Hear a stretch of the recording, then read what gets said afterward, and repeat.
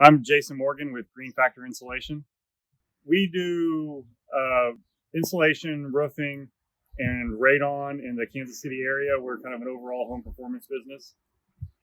So it was around in 2020 when COVID came out, we really started looking at offering more indoor air quality solutions for our customers. And then that's when radon came up, and I've known about the National Radon Defense network since before then, but that's when it prompted me to reach out to them because we really wanted to not only make our customers' homes more efficient, but healthy as well.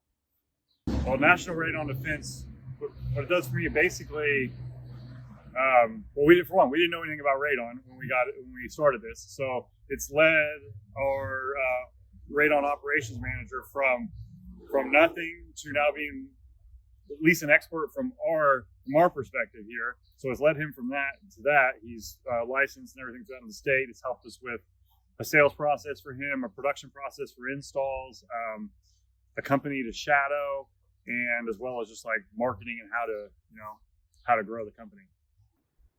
Any contractor that either is or isn't doing radon but wants to maybe grow a radon division as part of their company.